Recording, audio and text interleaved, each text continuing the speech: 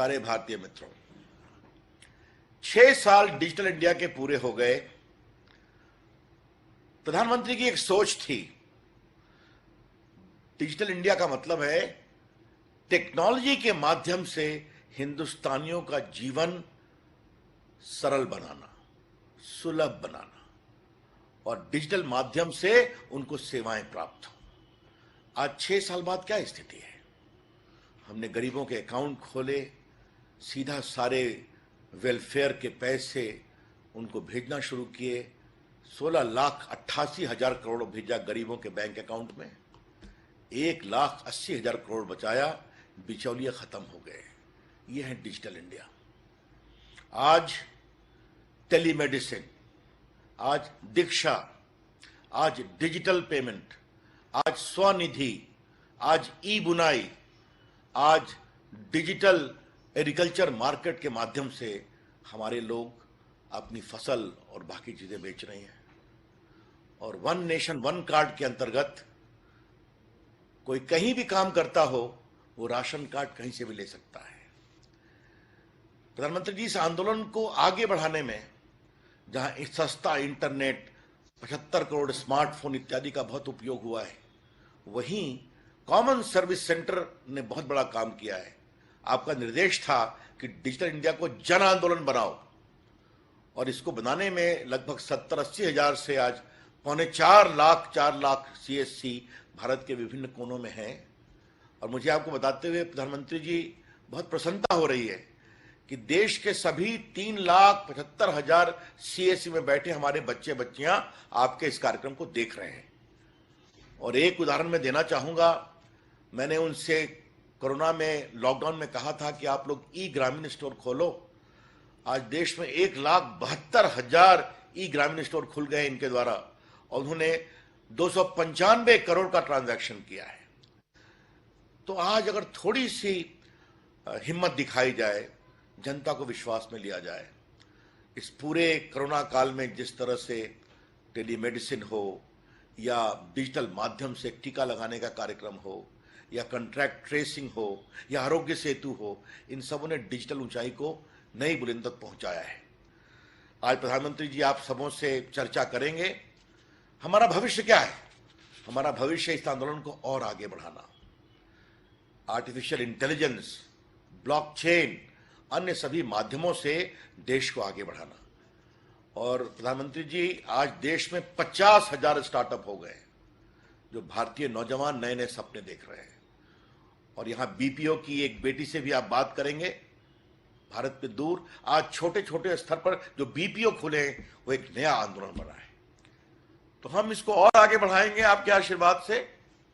और digital India जो दुनिया का एक कार्यक्रम बना है, आज हमारे IT विभाग ने, चाहे वो आधार हो, चाहे वो माईगव हो, चाहे वो मेघराज हो, चाहे वो उमंग हो, ऐसे दर्जनों कार्यक्रम कर करके दुनिया में भारत की डिजिटल व्यक्तित्व को एक नई ऊंचाई दी है।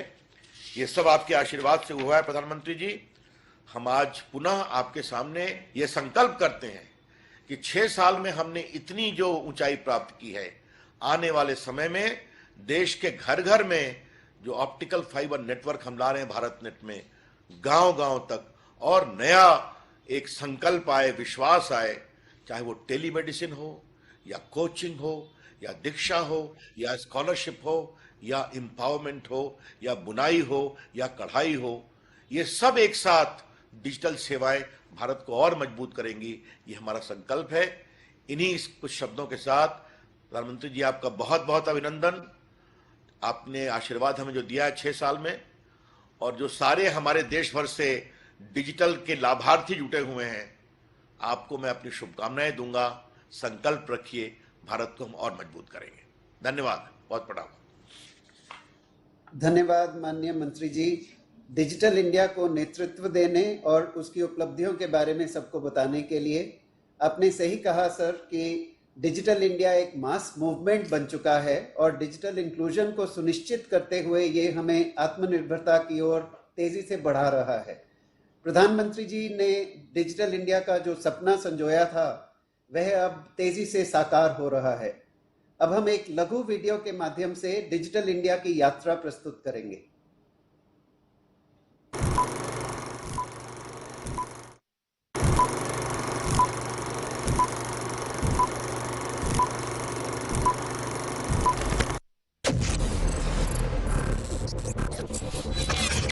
dream of a digital India where quality education reaches the most inaccessible corners driven by digital learning. I dream of a digital India where quality healthcare collaborates right up to the remotest region powered by e-healthcare.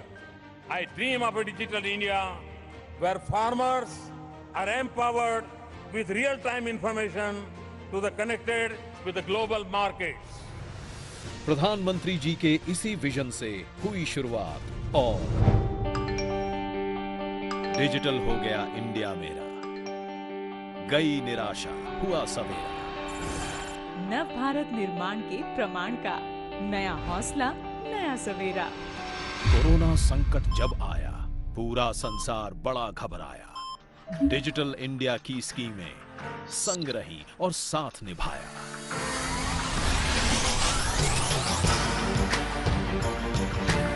ई नाम पे बेचे किसान फसल, हुई दलाली की मुश्किल हल।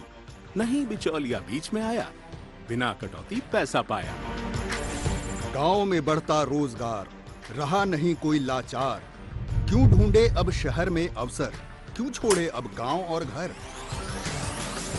भरे सिलेंडर बटन दबाकर और खातों में सब्सिडी पाकर।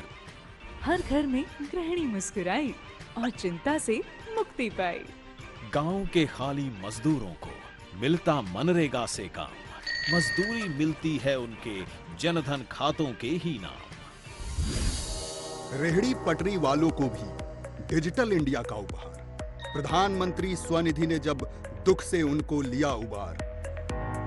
आधार ने दी सबको पहचान, जन सेवाएं की आसान।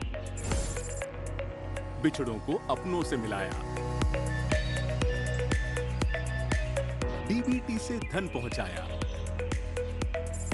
इच्छा शक्ति देश की जीती, हार रही कोरोना की चाल। जनधन, आधार और मोबाइल बनी सुरक्षा की जब ढाल। ऐसे वक्त में डिजिटल इंडिया रहा देश में सबके साथ। चूल्हे जले मुफ्त राशन से, मजबूरों का थामा हाथ। स्कूल बंद तो ऑनलाइन पढ़ाई, वक्त पे स्कॉलरशिप पहुंचाई।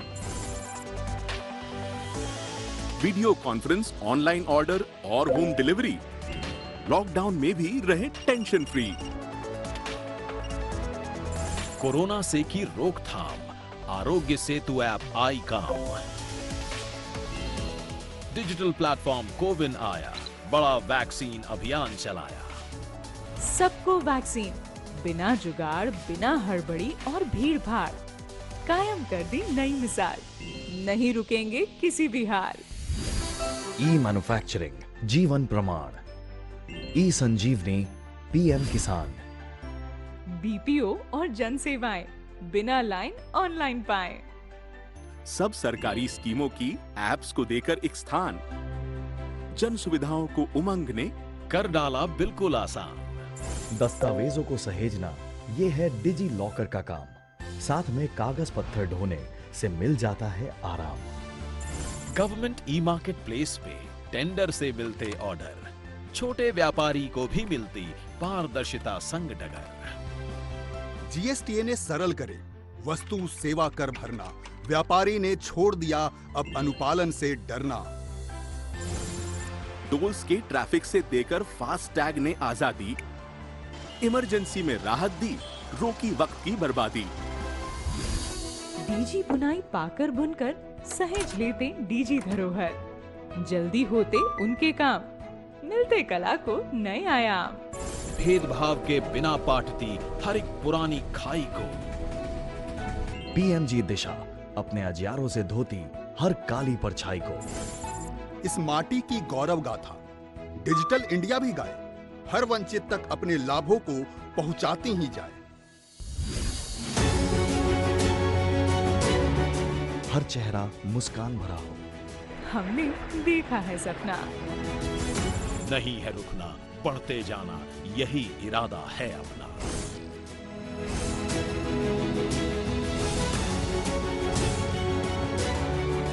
छह साल पहले शुरू हुआ डिजिटल इंडिया मिशन। आज करोड़ों लोगों के जीवन का हिस्सा है। आज लोग हर छोटा बड़ा काम खुद ऑनलाइन कर रहे हैं, सही मायनों में आत्मनिर्भर हो रहे हैं। Digital India, power to empower. अब हम माननीय प्रधानमंत्री जी से अनुरोध करेंगे कि वह डिजिटल इंडिया के लाभार्थियों को अपने अनुभवों को हमारे साथ साझा करने की अनुमति दें। सर्वप्रथम हम प्रधानमंत्री ई विद्या प्रोग्राम के अंतर्गत बने दीक्षा प्लेटफॉर्म के लाभार्थी शिक्षिका प्रीतिमा सिंह जी एवं कक्षा 5 की छात्रा कुमारी सुहानी साहू के अनुभवों को जानते हैं। ये हमारे साथ बलरामपुर उत्तर प्रदेश से जुड़ रहे हैं। सुहानी नमस्ते। नमस्ते सर। नमस्ते। सुहानी, ये बताइए कि दीक्षा प्रोग्राम के बारे में आपको कैसे पता लगा और उसका क्या फायदा हुआ?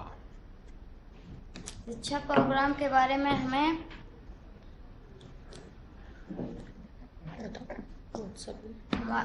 व्हाट्सएप पे एक लिंक आता है जिसे हम खोलकर उससे हम जानकारी लेते हैं। उसके बाद जब हमारा हल उत्तर 10/10 आता है तो वो हम मैम को दिखाते हैं। कौन सी कक्षा में पढ़ती हो सुहानी आप? कक्षा 5 में पढ़ते हैं। अच्छा सुहानी, ये बताइए कि स्कूल की याद तो आ रही होगी? Yes sir. हैं? तो फिर ये दीक्षा पर पढ़ाई का अनुभव कैसा रहता है? सर ये भी बहुत अच्छा रहता है।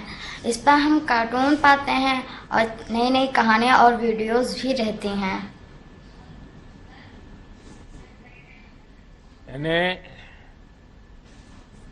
लेकिन पहले से मोबाइल था या ये कोरोना के कारण लेना पड़ा, क्या हुआ? पहले तो दीपावली में ही हमारे लोग का मोबाइल आ गया था, क्योंकि कोरोना की वजह से दीदी को पढ़ाई नहीं हो पा रही थी। तो दीदी ने पापा से कहा थी पापा हमें एक मोबाइल ले दीजिए। पापा ने ला दिया मोबाइल। तो तुम्हें मोबाइल मिल गया उसकी खुशी है कि दीक्षा पोर्टल पे पढ़ने को मिल रहा है इसकी खुशी है? सर दीक्षा पोर्टल पे पढ़ने में खुशी है। तुम्हारे और दोस्त पढ़ रहे हैं इसको? Yes sir.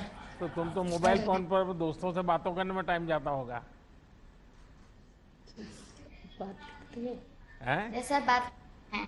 अच्छा, वीडियो गेम खेलती हो? यस सर, वीडियो गेम खेलते हैं हम। खेलते हैं कि नहीं खेलते? खेलते हैं सर। तो फिर पढ़ाई कब करोगे? पढ़ाई हम 1 घंटा करते हैं और फिर 1 घंटा घर का काम करते हैं, मम्मी का हेल्प करते हैं। हाँ। अच्छा प्रतिमा जी, आपसे भी थोड़ा मैं बात करूंगा। आप ये बताइए कि दीक्षा के लिए आपने खुद को कैसे तैयार किया? सर दीक्षा पोर्टल बहुत ही उपयोगी है। हम तो 2018 से इसका इस्तेमाल कर रहे थे, लेकिन अभी पेंडेमिक में जब sir face to face classes नहीं हो पा रही हैं, उस वक्त दीक्षा पे 1,62,000 तरह तरह के जो कंटेंट्स हैं वो हमें बच्चों के साथ साझा करने में बहुत ज्यादा आराम मिल रहा था, जिससे बच्चे इंटरैक्टिव फॉर्म में वीडियोस को देख करके। सबसे बड़ी बात सर ये है कि हम देश के किसी भी कोने में इसका इस्तेमाल कर सकते हैं। अगर नेटवर्क नहीं है तो डाउनलोड भी कर सकते हैं कंटेंट्स को। और जो कंटेंट्स है वो कई वैरायटी के हैं, उसमें क्वेश्चंस भी हैं, उसमें ऑडियो वीडियोस भी हैं, जो कि बच्चों को कार्टून्स वगैरह बहुत अच्छे लगते हैं। चूंकि हमारे राज्य में पहले से इसकी तैयारी थी, हमारी पाठ्य पुस्तकों पे QR कोड प्रति पाठ लगा हुआ है, और जैसे ही अगर किसी बच्चे को लिंक नहीं मिली, जैसे इस बच्चे के पास मोबाइल है उसने लिंक यूज किया, तो अगर नहीं मिली तो वो पाठ्य पुस्तक से वो QR कोड स्कैन करके कंटेंट को देख सकते हैं। सर इसमें कुछ बेसिक टेक्नोलॉजी की भी जानकारी भी जरूरी है क्या? कुछ टीचर्स को इसमें समस्याएं भी आती होगी, तो हर एक को तो टेक्नोलॉजी का स्वभाव नहीं होता है। जी सर, असल में दीक्षा पे 3200 कोर्सेज हैं जो टीचर्स कर सकते हैं। मैंने खुद 100 कोर्सेज पिछले एक पेंडेमिक में कंप्लीट किए हैं, मोर देन 100। यहाँ पे एक लर्नर पासबुक बनी है। 100 कोर्स करने में कितना टाइम गया आपका?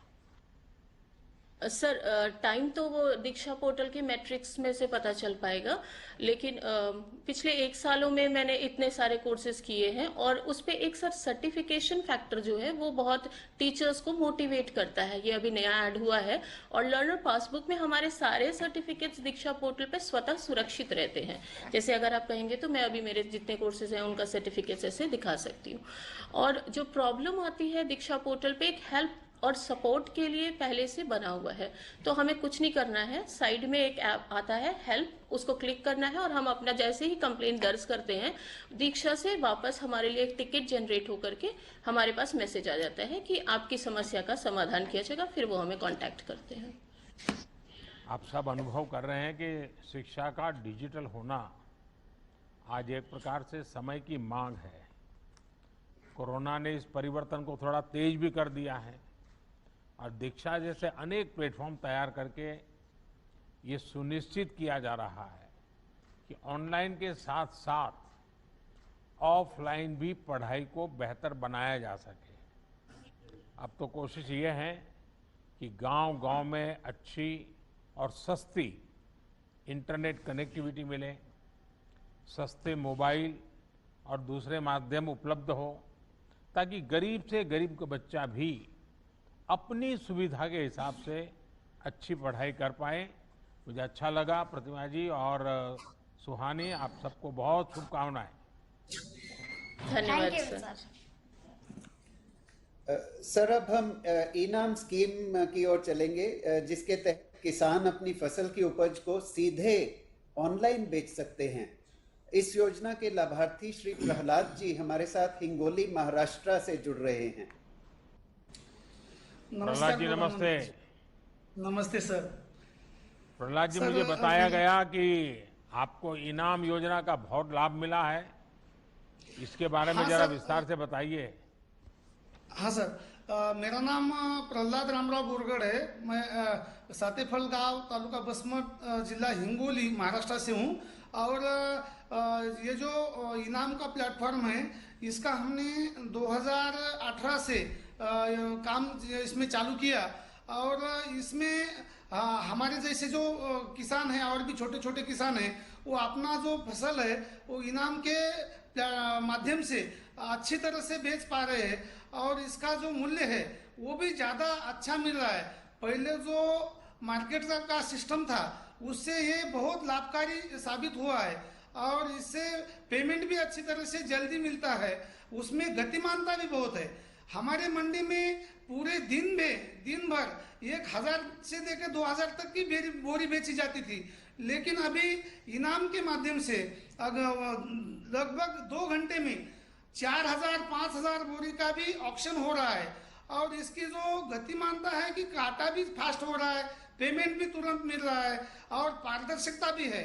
अभी कोविड-19 के समय देखा जाए तो पूरा ऑल इंडिया लॉकडाउन था, फिर भी हमारे किसानों को माल बेचने में कठिनाई नहीं आई।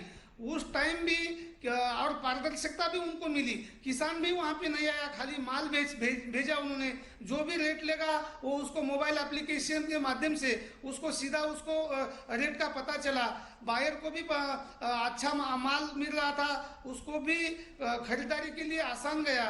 और लगभग जो कोविड-19 के समय हमने जो माल बेचा वो पूरे साल में भी वो रेट किसान को नहीं मिल पाया, इसलिए हमारे किसान भी इससे बहुत खुश है और ये इसका लाभ हमने अच्छी तरह से उठाया। हम चाहते हैं इसको बहुत अच्छी तरह से बढ़ावा मिले और किसानों को उससे लाभ मिले।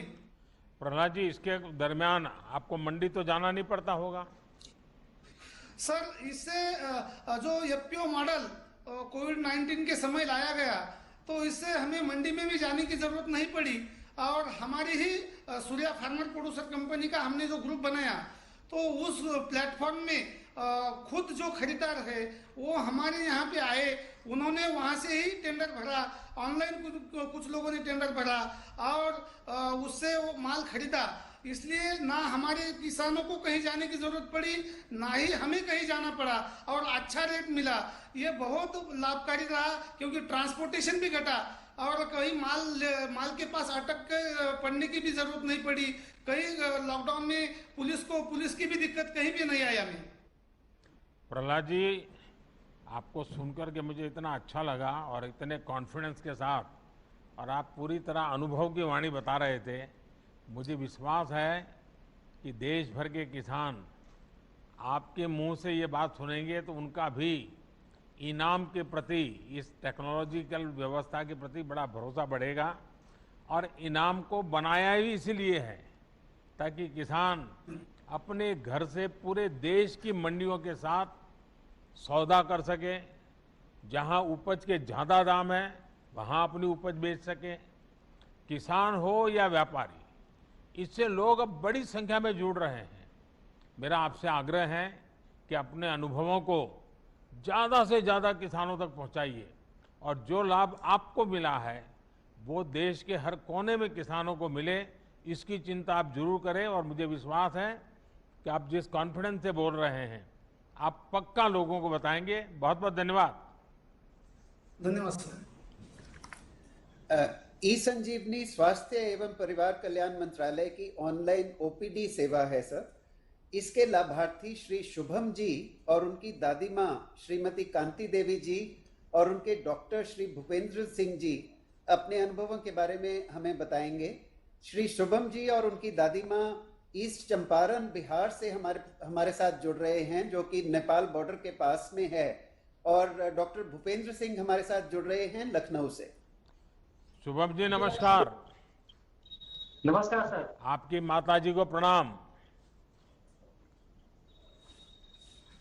जी sir. Shubham ji, digital India का ये जो मैं आज विषय ले रहा हूं, मैं आपसे जानना चाहूंगा कि आपको क्या फायदा हुआ, क्योंकि आप तो बिहार की सीमा पर, एकदम नेपाल की सीमा पर छोटे से गांव में बसे हैं।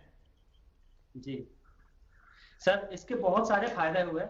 एक तो सर ये हुआ कि हमें आने जाने के झंझट से मुक्ति हो गया, और दूसरा कि जो जाने आने में खर्च होते हैं वो खर्च भी हमारे बच गए। और सबसे बड़ा सर, सबसे महत्वपूर्ण, इस कोरोना काल में जो लोगों के संपर्क में आने से बच गए, जिससे संक्रमण के चांसेस बहुत कम हुए। और इसके एक और फायदे ये है कि हमें जो भी उपचार के लिए हम डॉक्टर से उपचार कराते हैं वीडियो कॉन्फ्रेंसिंग के थ्रू, तो पर्ची हमें ऐप पे ही मिल जाती है। और एक फायदे और है सर इसके कि जो भी बड़े बड़े स्पेशलिस्ट डॉक्टर है जो अवेलेबल नहीं होते हैं ऑफलाइन, तो उन्हें हम ऑनलाइन ई संजीवनी ऐप के माध्यम से कनेक्ट कर सकते हैं सर। नहीं तो आपने किस योजना का सबसे ज्यादा इसमें लाभ लिया है डिजिटल इंडिया में? सर ई संजीवनी। अच्छा शुभम जी, ई संजीवनी तो एक टेक्नोलॉजी आधारित प्लेटफॉर्म है। चंपारण के दूर सुदूर के इलाके में टेक्नोलॉजी से जुड़ी समस्या तो आपको भी आई होगी। आप इतने दूर छोटे से गांव में रहते हैं जी, तो आपको टेक्नोलॉजिकल प्रॉब्लम आते थे? सर अभी तक तो कोई प्रॉब्लम नहीं आई सर। यहाँ तक इंटरनेट कनेक्टिविटी बहुत अच्छी है और हम गांव से ही एक्सेस कर पाते हैं सर, तो अभी तक तो कोई दिक्कत नहीं आ रही सर। पहले से काफी इंप्रूवमेंट हुए इंटरनेट टेक्नोलॉजी से। आपको और आपकी दादी जी को जी ई संजीवनी का फायदा मिला, इसके लिए एक तो मेरी आपको शुभकामनाएं। और आप दादी माँ की इतनी सेवा कर रहे हैं, और दादी माँ को इस कठिनाई में लखनऊ ले जाना पड़ता तो कितनी दिक्कत होती, लेकिन वही काम आपको वहीं से हो रहा है। और मुझे बताया गया कि जो डॉक्टर आपकी दादी माँ की सेवा कर रहे हैं वो अभी लखनऊ में है और लखनऊ में हमसे जुड़ रहे हैं। तो मैं डॉक्टर भूपेंद्र जी से बात करना चाहूँगा। डॉक्टर भूपेंद्र, सबसे पहले तो आपको और आपके सभी साथियों को नेशनल डॉक्टर्स डे की बहुत बहुत शुभकामनाएं। कोरोना के इस काल में आप सभी डॉक्टर्स ने मानवता की बहुत बड़ी सेवा की है। भूपेंद्र जी बताइए कि ई संजीवनी जैसे टेलीमेडिसिन के जो इनिशिएटिव हैं उनको लेकर आपका अनुभव कैसा है? और ये शुभम तो बहुत खुश हैं क्योंकि एकदम नेपाल की बॉर्डर पे उनकी माताजी की आप सेवा कर रहे हैं, उनकी मदद कर रहे हैं। सर हमें भी बहुत इस बात की खुशी है। 1.5-2 साल पहले जब कोविड का दौर आया सर, तो हमें लगा कि शायद हम उन बुजुर्ग मरीजों की सेवा नहीं कर पाएंगे जो दूर दराज के इलाके में रहते हैं, जहाँ पर स्वास्थ्य सुविधाएं बहुत अच्छी नहीं है और वहाँ से हॉस्पिटल तक आने में उनको समस्याएं होंगी। लेकिन डिजिटल मीडिया के माध्यम से और ये ई-संजीवनी के माध्यम से हम अपने ऐसे बुजुर्ग मरीजों को भी देख पा रहे हैं सर, जो दूसरे प्रदेश में भी रहते हैं। जैसे शुभम जी दूसरे प्रदेश में रहते हैं, बिहार के रहने वाले हैं, और ऐसे ही लखनऊ से जुड़े हुए ऐसे बहुत सारे डिस्ट्रिक्ट हैं जहाँ के मरीज हमारे पास ऐसे डायरेक्टली नहीं आ पा रहे, उनको भी हम सर संजीवनी के माध्यम से देख पा रहे हैं। पहले ये लगता था सर कि फेस टू फेस अगर हम किसी मरीज से बात नहीं करेंगे तो शायद उतना अच्छा उनका इलाज हम नहीं कर सकते, लेकिन इस संजीवनी शायद मुझे लगता है उसका एक बेहतर अल्टरनेटिव है। जैसे अभी हम आपको देख पा रहे हैं, आपसे बात कर पा रहे हैं, आपकी भावनाओं को दिल से समझ पा रहे हैं, ऐसे ही हम उन बुजुर्ग मरीजों को भी बिल्कुल स्पष्ट देख पाते हैं, उनकी भावनाओं को समझ पाते हैं, उनके व्यवहार को देख पाते हैं, उनके घर वाले की भावनाओं को भी बेहतर तरीके से समझ पाते हैं और उनका फिर इलाज करते हैं सर।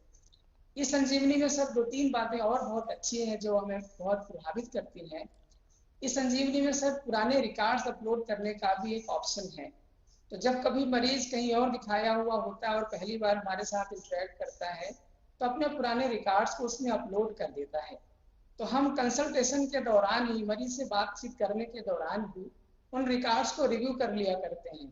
तो इससे हमें आसानी होती है मरीज को पुराने रिकॉर्ड को देखकर सलाह देने की। दूसरा सर एक बहुत इंपॉर्टेंट बात है सर, इसमें जो मानसिक रोगी होते हैं सर, तो मानसिक रोगियों की जो दवाइयाँ होती हैं सर जनरली बिना प्रिस्क्रिप्शन के नहीं मिलती हैं। तो कई बार मरीजों की शिकायत होती है, डॉक्टर साहब बिना प्रिस्क्रिप्शन दवा नहीं मिल रही है, दवा बंद हो गई, मरीज फिर से बीमार हो गया। इस संजीवनी में हमने देखा सर कि प्रिस्क्रिप्शन बहुत आसानी से जनरेट हो जाता है और हमारे हजारों मरीजों की कंप्लेंट्स होती हैं कि प्रिस्क्रिप्शन अवेलेबल नहीं है, उनकी शिकायतें समाप्त हो गई सर। ये बहुत अच्छी बात है सर। देखिए, कोरोना काल में देश ने ये सुनिश्चित किया है कि अस्पतालों में जब दूसरी बीमारियों का इलाज संभव नहीं था तो टेलीमेडिसिन को तेजी से अपनाया जा सके। लाखों लोगों ने इसका लाभ लिया है। जैसे जैसे जागरूकता आ रही है वैसे वैसे ये पॉपुलर हो रहा है और नई टेक्नोलॉजी के साथ ये सुविधा और भी बेहतर होने वाली है।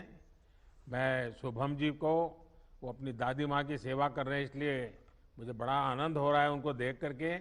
और भूपेंद्र जी, आप भी इतने मन से दादी माँ की सेवा कर रहे हैं, इतने दूर से कर रहे हैं, और उसके लिए ये जो ई संजीवनी है ये अपने आप में एक वरदान साबित हुई है। मैं इसके लिए सबको बहुत बहुत बधाई देता हूँ और बहुत बहुत शुभकामनाएं देता हूँ। धन्यवाद सर, धन्यवाद सर। डिजी बुनाई सर एक ऐसा सॉफ्टवेयर है जो बुनकरों के कम समय में डिजाइन बनाने में और कंप्यूटर पर विभिन्न डिजाइनों एवं रंगों को एक साथ देखने में मदद करता है। डिजी बुनाई की लाभार्थी सुश्री अनुपमा दुबे, सुश्री यास्मीन बानो और सुश्री दीक्षा सिंह हमारे साथ वाराणसी उत्तर प्रदेश से जुड़ रही हैं। अनुपा जी नमस्ते।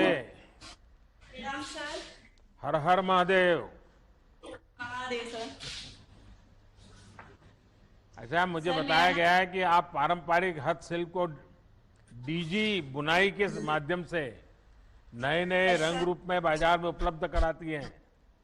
ये आप कैसे कर रही हैं, इसके बारे में जरा देश सुनना चाहेगा आपके इस प्रयोग को।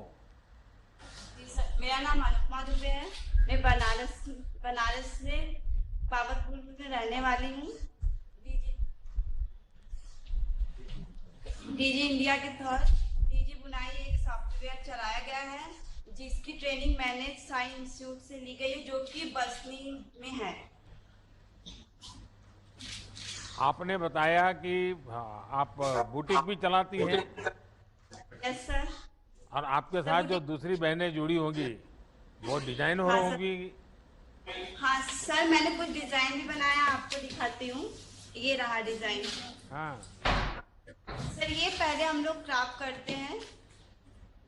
क्राफ्ट पेपर निकालते हैं सर, इसका सॉफ्ट कॉपी निकाल के फिर इसका हम लोग डिजाइन करते हैं। तो कंप्यूटर द्वारा हम लोग को हार्ड करता है, इसलिए हम लोग पहले इसको इस पेन से यूज करते हैं डिजाइन बना के।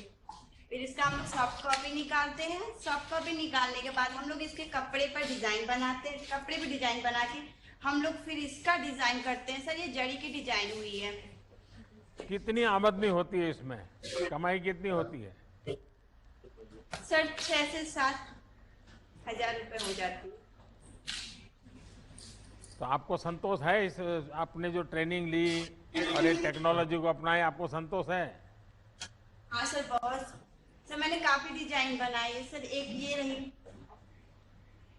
माता रानी की मूर्ति सर, पहले इसका मैंने क्रॉप निकाला है। अच्छा। और सर मैंने बनारसी साड़ी पे भी डिजाइन किया है। अच्छा, ये आपने बनाया है? Yes sir. कितने समय में बनाए? सर पहले जब इसको हम लोग हाथ से बनाते थे तो 3 से 4 दिन लगते थे, पर अभी जब डिजी बुनाई सॉफ्टवेयर हम लोग यूज करते हैं तो इसको डिजाइन करने के लिए सब एक दिन में कंप्लीट हो जाता है। अच्छा, तो आप डिजाइन पर खुद फिर आगे काम करते हो, डिजाइन बनाकर बेचती भी हो? सर सेलिंग भी करते हैं। अच्छा। Yes sir.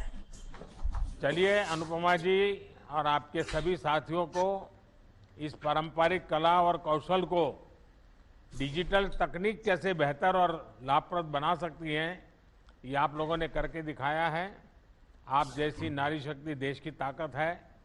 आत्मनिर्भर भारत आपके सामर्थ्य और कौशल से ही बनेगा। और बनारस में तो हस्तकला संकुल भी आप जैसे उद्यमी बहनों के लिए बनाया गया है, उसका लाभ भी आप जरूर उठाते होंगे। चलिए, मेरी आपको बहुत शुभकामनाएं हैं। अब बारी है one nation one ration card scheme की, जिसके अंतर्गत पात्रता के आधार पर देश में कहीं भी राशन लेने की सुविधा मिलती है। इस स्कीम के लाभार्थी श्री हरिराम जी देहरादून उत्तराखंड से हमारे साथ बात करेंगे। नमस्कार जी। नमस्ते। नमस्कार आदरणीय प्रधानमंत्री जी। मैं देवभूमि उत्तराखंड के देहरादून में रह रहा हूं और अपना यहाँ पर one nation one ration card के योजना से मुझे यहाँ पर राशन कार्ड पे राशन उपलब्ध हो रहा है। तो आप मूल कहाँ से हैं हरिराम जी? सर मेरा राशन कार्ड यूपी हरदोई से बना है और मैं वहाँ पर भी राशन प्राप्त कर पा रहा हूँ और यहाँ पर भी मिल रहा है और इससे हमें काफी अच्छा लाभ हो रहा है। दूसरा, मैं यहाँ पर टैक्सी चलाता हूँ तो यहाँ पर टैक्सी का भी मैं भीम के थ्रू पेमेंट लेता हूँ, तो इसमें भी मुझे कोरोना काल में काफी अच्छा मतलब लाभ हुआ है। इसमें फिजिकल टचिंग नोट वगैरह ये सब इससे भी मिला है। फास्ट टैग से भी हमें बहुत समय की बचत होती है हमारी और हमें हमारी सवारी को भी सहूलियत होती है कि हमें समय कम लगता है टोल पे। इसके लिए मैं डिजिटल इंडिया भारत सरकार का तहे दिल से धन्यवाद करता हूँ। हरिराम जी, आप तो स्वयं भी one nation one ration card का बराबर इस्तेमाल किया, कहाँ हरदोई और कहाँ देहरादून, और आप टैक्सी चलाते हैं, लेकिन इस व्यवस्था का आपने फ़ायदा उठाया और one nation one ration card योजना आप नई आई थी तब तो आपको परेशानी रहती होगी? जी सर, बिल्कुल शुरू में हुई थी। बाद में यहाँ से हमने संपर्क किया, यहाँ के जो लोकल अधिकारी उन्होंने हमें बहुत अच्छे से गाइड किया। फिर उन्होंने हमें नाम दिया कि इनसे आप राशन लीजिए, आपको बड़ी आसानी से राशन मिल जाएगा। मुझे मिल गया सर, बहुत आसानी से, बहुत अच्छे से हमको गाइड। और ये भीम ऐप का उपयोग करते हैं और डिजिटल ट्रांजैक्शन करते हैं, वो भी आपके जो क्लाइंट्स होते हैं, कस्टमर होते हैं, उनको सुविधाजनक रहता है? वो तो सर फर्स्ट टाइम जैसे ही आपने बोला था, शुरुआत किया था, उसी दिन मैंने इंस्टॉल कर लिया था। अच्छा। जी सर। तो हरिराम जी, आप तो बिल्कुल टेक्नो से भी हैं और one nation one ration card, उसके साथ साथ भीम ऐप, और पहले दिन से आप भीम ऐप का उपयोग करके इस काम को कर रहे हैं। आप सचमुच में टेक्नोलॉजी से कितना बड़ा फायदा उठा रहे हैं ये ध्यान में आ रहा है।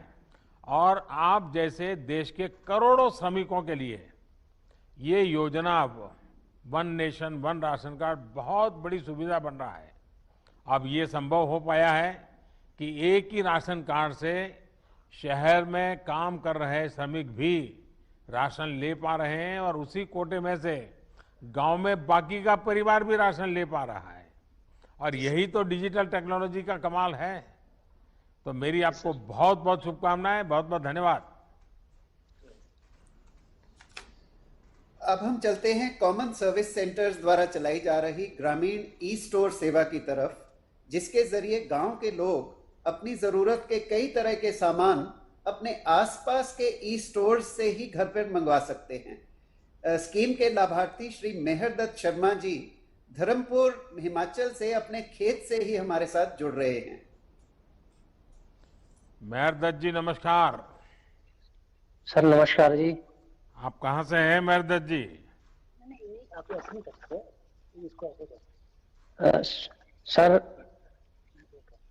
सर मेरा नाम मेहरदत्त, मैं ग्राम बसावल, तहसील कसौली, जिला सोलन, हिमाचल प्रदेश का एक किसान हूँ।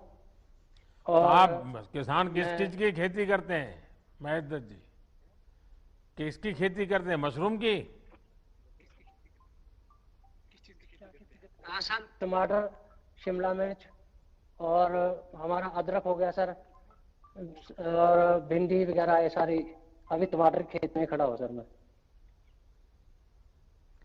तो आपको डिजिटल इंडिया से कैसे लाभ मिला है? सर हमें डिजिटल इंडिया से, जैसे हमारे जो पंचायत में ग्रामीण ई स्टोर खुला, खासकर लॉकडाउन के टाइम में, तो उस समय हमें बाजार में भी बड़ी मुश्किल हो रही थी सामान ले आने के लिए, जो हमें काफी महंगे इसमें मिलता था। तो हमें जैसे ही ग्रामीण ई स्टोर, CSC ग्रामीण ई स्टोर का पता चला, तो उन्होंने हमें घर बैठे ही और उचित मूल्य पे और मतलब सही क्वालिटी का घर पहुंचे सारा सामान भेजा सर, जैसे कि गेहूं के लिए आपका खल, चोकर इत्यादि, और हमारा आटा, बेसन वगैरह सारा कुछ। मैं और अच्छा लगा कि कॉमन सर्विस सेंटर से ई स्टोर जैसी सुविधाओं से पहाड़ी क्षेत्रों को मदद मिल रही है। आपके अलावा आपके गांव के दूसरे लोग भी इस सुविधा का उपयोग कर रहे हैं या नहीं कर रहे हैं? हाँ जी सर, हमारी जो पंचायत है हांजी मातला धर्मपुर के साथ, तो उसमें मैक्सिमम सारे लोग जुड़ चुके हैं सर, जो हमारे मतलब गाते, तो जैसे और उनको जीपे के द्वारा हम ग्रामीण ई स्टोर के लिए जो पेमेंट कर देते हैं, हमें पैसे देने की भी जरूरत नहीं पड़ती ऐसे नगद कैश। चलिए, इंटरनेट का लाभ उनको भी मिले जिनके पास मोबाइल फोन या कंप्यूटर नहीं है। इसके लिए कॉमन सर्विस सेंटर बनाए जा रहे हैं। बहुत ही कम समय में देश भर में लाखों ऐसे सेंटर्स का नेटवर्क खड़ा किया गया है। ये सेंटर आज ग्रामीणों को सरकार की अन्य योजनाओं का लाभ भी दिला रहे हैं और गांव के युवाओं को रोजगार भी दे रहे हैं। चलिए, मेरी तरफ से आपको बहुत शुभकामनाएं हैं। सर, अगली स्कीम है प्रधानमंत्री स्वनिधि योजना। इसके अंतर्गत आसान दरों पर कामकाज के लिए स्ट्रीट वेंडर्स को लोन की सुविधा है, जो कि कम ब्याज पर मिलती है। इस स्कीम की लाभार्थी श्रीमती नाजमीन शाह उज्जैन मध्य प्रदेश से हमारे साथ जुड़ रही हैं। नाजमीन जी नमस्ते। माननीय प्रधानमंत्री जी नमस्ते। नाजमीन जी, मुझे बताया गया कि आपको पीएम स्वनिधि का लाभ मिला है। आपको पहले कभी इस प्रकार की मदद मिली थी क्या, और इससे आपको फायदा क्या हुआ? सर, लॉकडाउन के कारण हमारी आर्थिक स्थिति काफी कमजोर हो गई थी। जो बचत थी सर हमारी, वो भी सब खर्च हो गई थी। सर, मेरे जो मिस्टर है वो कार मैकेनिक है सर, और हमारे पास कुछ भी नहीं था सर। तो मुझे अखबार के माध्यम से सर स्वनिधि योजना के बारे में पता चला। सर, मैंने MP ऑनलाइन पर जाकर ऑनलाइन आवेदन किया। उन्होंने वो आवेदन बैंक पहुंचाया और बैंक से मुझे सर कॉल आया साइन करने के लिए, और बैंक और नगर निगम के प्रयासों के द्वारा सर मुझे आसानी से 10,000 का ऋण उपलब्ध हो गया। सर, मैं वो 10,000 का ऋण चुका चुकी हूँ। मुझे 20,000 का भी ऋण प्राप्त हो गया है सर। राज्य शासन के द्वारा सर आपने जो 1,000 रुपए की राशि दी थी सर, वो भी मुझे प्राप्त हो चुकी है सर। नगर निगम के द्वारा सर मुझे फोन पे पेटीएम अकाउंट मिला था सर, और QR कोड मिला था सर, जिससे मैं आसानी से कैशलेस लेन देन कर सकती हूँ सर। सर, मैं टाटा भी डिजिटल यूज करती हूँ सर, और काफी सहयोग मिलता है मुझे सभी का। अच्छा नाजमीन जी, पीएम स्वनिधि योजना का एक पहलू ये भी है कि इसमें डिजिटल पेमेंट को प्रोत्साहित किया जा रहा है। नाजमीन जी, आप भी कैशलेस पेमेंट लेती हैं या नकद में व्यापार करती है, कैसे करती हैं आप? नहीं सर, कैशलेस डिजिटल जमाना है सर, तो डिजिटलाइजेशन से ही सब पेमेंट किया जाता है सर। और क्यूआर सर, जो मेरे जो ग्राहक रहते हैं सर, मेरे पास क्यूआर कोड है सर, वो स्कैन करते हैं तो उनकी स्क्रीन पर सर मेरा अकाउंट नंबर आ जाता है और वो स्कैन करने के बाद सर मेरे अकाउंट में पैसा आ जाता है। तो आप कैसे पेमेंट करती है, जरा पेमेंट दिखा सकती हो मुझे, कैसे करती है क्यूआर कोड का उपयोग? जी सर। हाँ, तो ये आपका क्यूआर कोड है सर?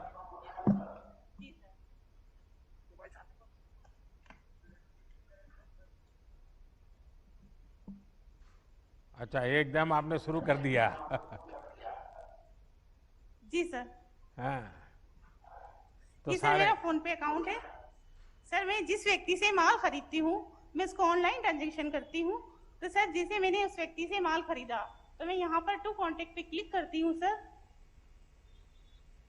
उस व्यक्ति का अकाउंट नंबर सर मेरे डिस्प्ले पर आ जाता है, मैं वहां पर क्लिक करती हूँ सर, तो मुझे कुछ इस तरीका से स्क्रीन मिलती है सर। मैं यहाँ पर सर एक अमाउंट का आता है सर, मैं वहाँ अमाउंट डाल देती हूँ।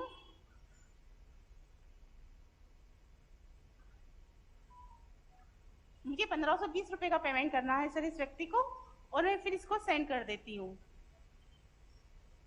वाह, चलिए, आपको तो बिल्कुल एकदम फटाफट आप कारोबार कर लेती है। जी सर, मैं उसके बाद फिर पासवर्ड डालती हूँ।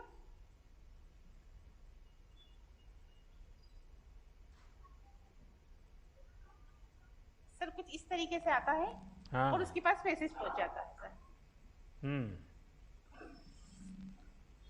चलिए, बहुत आसान तरीके से आप चीज को कर रही हो नाजमीन जी। हाँ, जनधन, आधार और मोबाइल की त्रिशक्ति आप जैसे सभी मेहनतकश लोग जो हैं उनको और सशक्त के लिए बनाई गई है।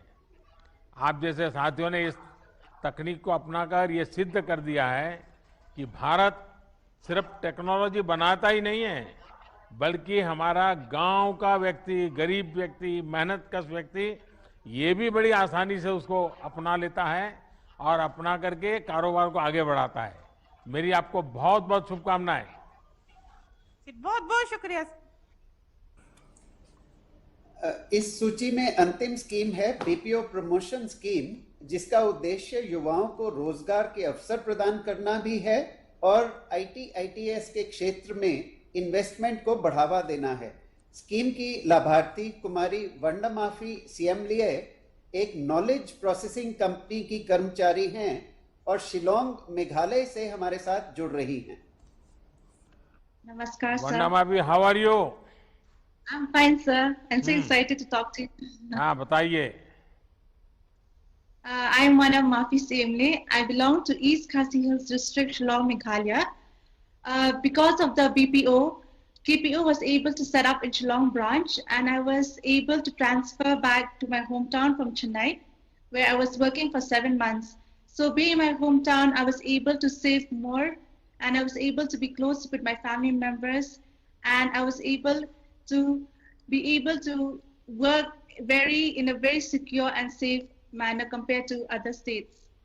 So I would like to be able, we have been working with doctors from America, and this help, our job description helps the patient and the doctor to be more focused on the physical examination, and we are working as medical scribers to be able to focus on the chart and to help the doctors complete the chart on time and help them be able to save their time and allow the doctors to go home in their usual timing.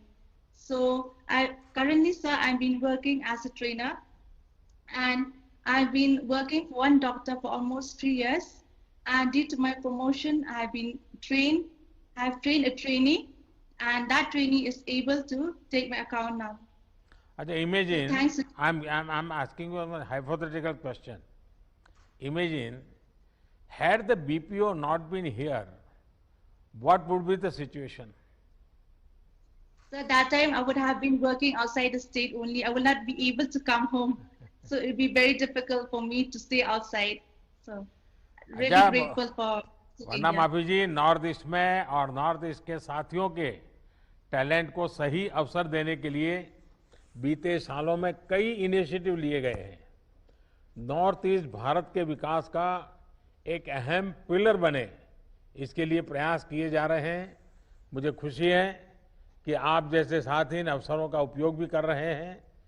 वैसे मुझे बताया गया है कि कल का दिन आपके लिए बहुत खास रहा है। कल ही आपकी एंगेजमेंट हुई है। आप दोनों सुखी स्वस्थ जीवन व्यतीत करें, इसके लिए मेरी तरफ से आपको बहुत बहुत शुभकामनाएं। Thank you sir, thank you so much. माननीय प्रधानमंत्री जी का बहुत आभार कि उन्होंने आज डिजिटल इंडिया के लाभार्थियों के साथ बात करके उनको प्रोत्साहित ही नहीं बल्कि प्रेरित किया है। प्रधानमंत्री जी से विनम्र निवेदन है कि इस अवसर पर अपने अभिभाषण से हमारा मार्गदर्शन करें।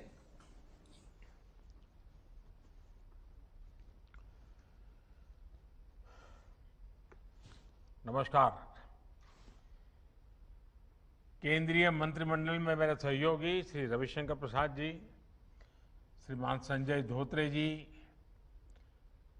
डिजिटल इंडिया के अलग अलग इनिशिएटिव से जुड़े सभी मेरे साथियों, भाइयों और बहनों, डिजिटल इंडिया अभियान के 6 वर्ष पूरे होने पर आप सभी को बहुत बहुत शुभकामनाएं।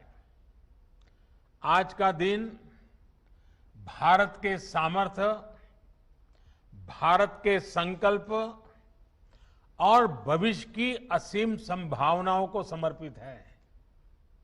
आज का दिन हमें ये याद दिला रहा है कि एक राष्ट्र के रूप में सिर्फ 5-6 वर्षों में हमने डिजिटल स्पेस में कितनी ऊंची छलांग लगाई है। साथियों, भारत को डिजिटल पथ पर तेज गति से आगे बढ़ाते हर देशवासी का जीवन आसान बनाने का सपना पूरे देश का है।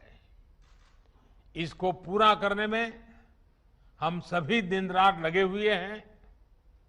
देश में आज एक तरफ इनोवेशन का जुनून है, तो दूसरी तरफ इनोवेशन को तेजी से एडप्ट करने का जज्बा भी है।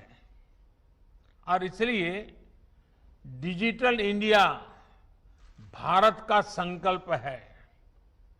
डिजिटल इंडिया आत्मनिर्भर भारत की साधना है। डिजिटल इंडिया 21वीं सदी में सशक्त होते भारत का एक जयघोष है। साथियों, मिनिमम गवर्नमेंट मैक्सिमम गवर्नेंस के सिद्धांतों पर चलते हुए सरकार और जनता के बीच, सिस्टम और सुविधाओं के बीच, समस्याओं और सर्विस के बीच गैप कम करना, इनके बीच की मुश्किलें खत्म करना और जन सामान्य की सुविधा बढ़ाना इस समय की मांग रहा है। और इसलिए डिजिटल इंडिया सामान्य नागरिक को सुविधा और उनके एम्पावरमेंट का एक बहुत सशक्त माध्यम है। साथियों, डिजिटल इंडिया ने कैसे संभव किया है, इसका शानदार उदाहरण है डिजी लॉकर। स्कूल के सर्टिफिकेट, कॉलेज की डिग्री, ड्राइविंग लाइसेंस, पासपोर्ट, आधार या दूसरे दस्तावेजों को संभाल कर रखना हमेशा से लोगों के लिए बहुत बड़ी चिंता रहती है। कई बार बाढ़ में, भूकंप में, सुनामी में, कहीं आग लगने की वजह से लोगों के जरूरी पहचान पत्र नष्ट हो जाते हैं। लेकिन अब 10वीं, 12वीं, कॉलेज, यूनिवर्सिटी के मार्कशीट से लेकर दूसरे तमाम दस्तावेज सीधे डिजी लॉकर में सहज रूप से रखे जा सकते हैं। अभी कोरोना के इस काल में कई शहरों के कॉलेज एडमिशन के लिए स्कूल सर्टिफिकेट्स का वेरिफिकेशन डिजी लॉकर की मदद से ही कर रहे हैं।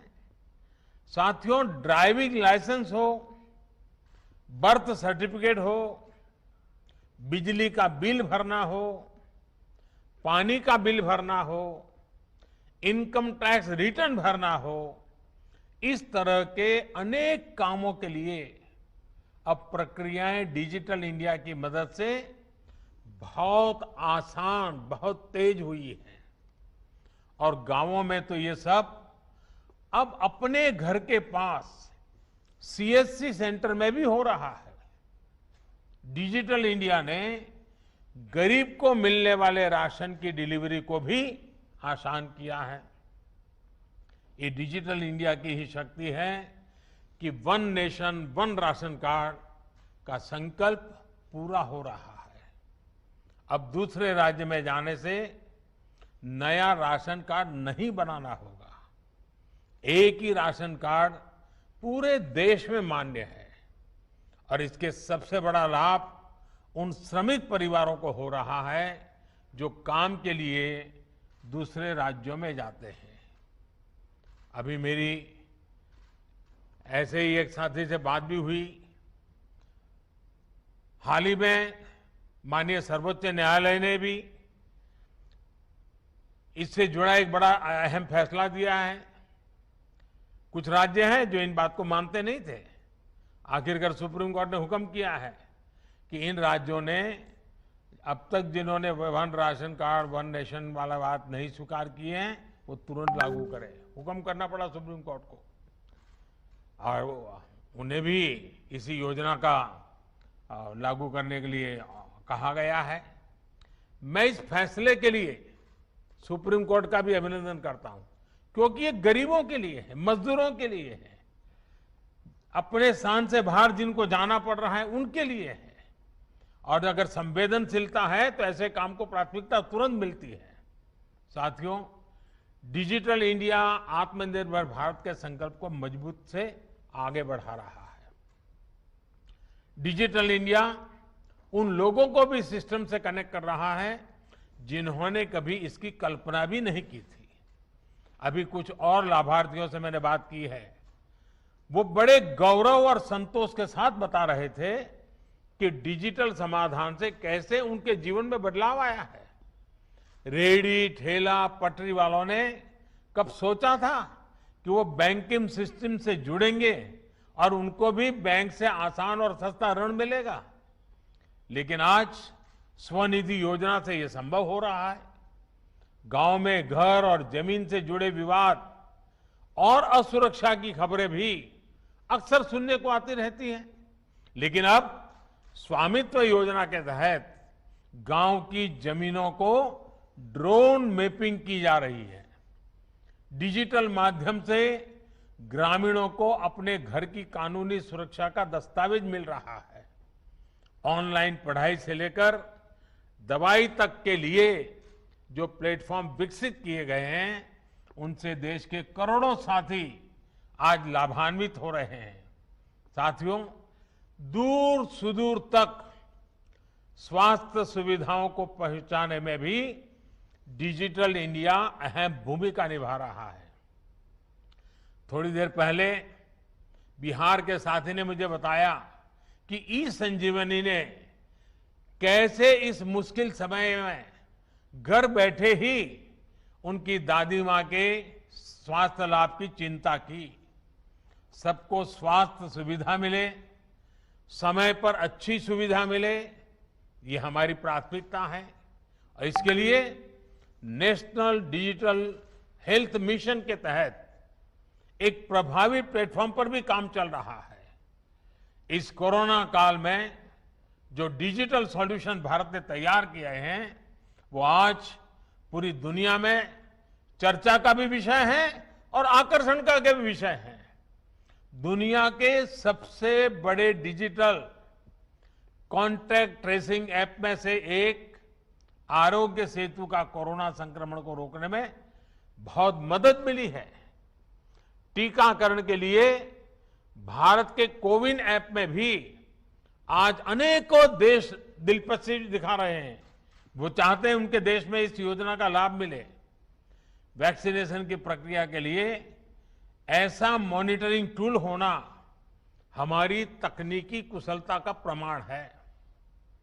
साथियों, कोविड काल में ही हमने अनुभव किया कि डिजिटल इंडिया ने हमारे काम को कितना सरल बना दिया है। आज तो हम देखते हैं कि कोई पहाड़ों से, कोई गांवों में बने होम स्टे से अपना काम कर रहा है। कल्पना कीजिए, ये डिजिटल कनेक्ट नहीं होता तो कोरोना काल में क्या स्थिति होती। कुछ लोग डिजिटल इंडिया के प्रयासों को सिर्फ गरीब से जोड़कर देखते हैं, लेकिन इस अभियान ने मध्यम वर्ग और युवाओं की जिंदगी भी बदल दी है। और हमारे ये जो आजकल ये जो मिलेनियल्स हैं, अगर आज ये सारा दुनिया न होती, टेक्नोलॉजी न होती, तो उनका क्या हाल होता। बिना सस्ते स्मार्टफोन, सस्ते इंटरनेट और सस्ते डेटा के उनके डेली रूटीन में जमीन आसमान का अंतर होता। इसलिए मैं कहता हूं, डिजिटल इंडिया यानी सबको अवसर, सबको सुविधा, सबकी भागीदारी। डिजिटल इंडिया यानी सरकारी तंत्र तक हर किसी की पहुंच। डिजिटल इंडिया यानी पारदर्शी, भेदभाव रहित व्यवस्था और भ्रष्टाचार पर चोट। डिजिटल इंडिया यानी समय, श्रम और धन की बचत। डिजिटल इंडिया यानी तेजी से लाभ, पूरा लाभ। डिजिटल इंडिया यानी मिनिमम गवर्नमेंट, मैक्सिमम गवर्नेंस। साथियों, डिजिटल इंडिया अभियान की एक और खास बात रही है कि इसमें इंफ्रास्ट्रक्चर के स्केल और स्पीड दोनों पर बहुत बल दिया गया। देश के गांवों में करीब 2.5 लाख कॉमन सर्विस सेंटर ने इंटरनेट को वहां भी पहुंचाया जहां कभी ये बहुत मुश्किल माना जाता था। भारत नेट योजना के तहत गांव-गांव ब्रॉडबैंड इंटरनेट पहुंचाने के लिए मिशन मोड पर काम चल रहा है। पीएम वाणी योजना से देश भर में ऐसे एक्सेस पॉइंट बनाए जा रहे हैं जहां कम से कम कीमत में ब्रॉडबैंड वाईफाई इंटरनेट उपलब्ध हो सके। इससे विशेष रूप से हमारे गरीब परिवार के बच्चों को, युवा साथियों को ऑनलाइन शिक्षा के अवसरों से जोड़ने में मदद मिलेगी। अब तो कोशिश ये भी है कि देश में सस्ते टैबलेट्स और दूसरे डिजिटल डिवाइस उपलब्ध हो सके। इसके लिए देश और दुनिया की इलेक्ट्रॉनिक्स कंपनियों को पीएलआई स्कीम की सुविधा दी गई है। साथियों, आज भारत जितनी मजबूती के साथ दुनिया की अग्रणी डिजिटल इकोनॉमी में से एक बना है, वो हर भारतवासी के लिए गौरव का विषय है। पिछले 6-7 साल में अलग अलग योजनाओं के तहत करीब करीब 17 लाख करोड़ रुपए, 17 लाख करोड़ रुपए सीधे लोगों के बैंक खातों में ट्रांसफर किए गए हैं। कोरोना काल में डिजिटल इंडिया अभियान देश के कितना काम आया है, ये भी हम सभी ने देखा है। जिस समय बड़े बड़े समृद्ध देश लॉकडाउन के कारण अपने नागरिकों को सहायता राशि नहीं भेज पा रहे थे, भारत हजारों करोड़ रुपए सीधे लोगों के बैंक खातों में भेज रहा था। कोरोना के इस 1.5 साल में ही भारत ने विभिन्न योजनाओं के तहत करीब 7 लाख करोड़ रुपए डायरेक्ट बेनिफिट ट्रांसफर डीबीटी के माध्यम से लोगों के बैंक अकाउंट में भेजे हैं। भारत में आज सिर्फ यूपीआई, भीम यूपीआई से ही हर महीने करीब 5 लाख करोड़ रुपए का लेन देन होता है। साथियों, किसानों के जीवन में भी डिजिटल लेन देन से अभूतपूर्व परिवर्तन आया है। पीएम किसान सम्मान निधि के तहत 10 करोड़ से ज्यादा किसान परिवारों को 1,35,000 करोड़ रुपए सीधे बैंक अकाउंट में जमा किए गए हैं। डिजिटल इंडिया ने वन नेशन वन एमएसपी की भावना को भी साकार किया है। इस वर्ष गेहूं की रिकॉर्ड खरीद का लगभग 85,000 करोड़ रुपए सीधे किसान के बैंक खाते में पहुंचा है। इनाम पोर्टल से ही अब तक देश के किसान 1,35,000 करोड़ रुपए से ज्यादा का लेन देन कर चुके हैं। साथियों, वन नेशन वन कार्ड यानी देश भर में ट्रांसपोर्ट और दूसरी सुविधाओं के लिए पेमेंट का एक ही माध्यम एक बहुत बड़ी सुविधा सिद्ध होने वाला है। फास्टैग के आने से पूरे देश में ट्रांसपोर्ट आसान भी हुआ है, सस्ता भी हुआ है और समय की भी बचत हो रही है। इसी तरह जीएसटी से ई वे बिल्स की व्यवस्था से देश में व्यापार कारोबार में सुविधा और पारदर्शिता दोनों सुनिश्चित हुई है। कल ही जीएसटी को 4 वर्ष पूरे हुए हैं। कोरोना काल के बावजूद पिछले 8 महीने से लगातार जीएसटी रेवेन्यू 1 लाख करोड़ रुपए के मार्क को पार कर रहा है। आज 1 करोड़ 28 लाख से अधिक रजिस्टर्ड उद्यमी इसका लाभ ले रहे हैं। वहीं गवर्नमेंट ई मार्केट प्लेस यानी जेम से होने वाली सरकारी खरीद ने पारदर्शिता बढ़ाई है, छोटे से छोटे व्यापारी को अवसर दिया है।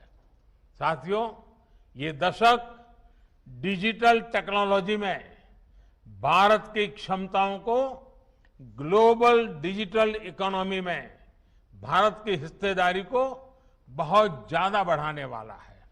इसलिए बड़े बड़े एक्सपर्ट्स इस दशक को इंडिया टेकेड के रूप में देख रहे हैं। एक अनुमान है कि अगले कुछ सालों में भारत की दर्जनों टेक्नोलॉजी कंपनियां यूनिकॉर्न क्लब में शामिल होगी। ये दिखाता है कि डेटा और डेमोग्राफिक डिविडेंड की सामूहिक ताकत कितना बड़ा अवसर हमारे सामने ला रही है। साथियों, 5G टेक्नोलॉजी पूरी दुनिया में जीवन के हर पहलू में बड़े बदलाव करने वाली है। भारत भी इसके लिए तैयारी में जुटा है। आज जब दुनिया इंडस्ट्री 4.0 की बात कर रही है तो भारत इसके एक बड़े भागीदार के रूप में उपस्थित है। डेटा पावर हाउस के रूप में भी अपनी जिम्मेदारी का भारत को एहसास है। इसलिए डेटा प्रोटेक्शन के लिए भी हर जरूरी प्रावधान पर निरंतर काम चल रहा है। कुछ दिन पहले ही साइबर सिक्योरिटी से जुड़ी इंटरनेशनल रैंकिंग आई है। 180 से ज्यादा देशों के ITU global cyber security index में भारत दुनिया के टॉप 10 कंट्रीज में टॉप 10 देशों में शामिल हो चुका है। साल भर पहले तक हम इसमें 47वीं रैंक पर थे, करीब करीब 50। साथियों, मुझे भारत के युवाओं पर, उनके सामर्थ्य पर पूरा भरोसा है। मुझे विश्वास है कि हमारे युवा डिजिटल एम्पावरमेंट को नई ऊंचाइयों पर पहुंचाते रहेंगे। हमें मिलकर प्रयास करते रहना होगा। हम इस डेकेड को इंडिया टेकेड बनाने में सफल होंगे। इसी कामना के साथ आप सभी को फिर से मेरी बहुत बहुत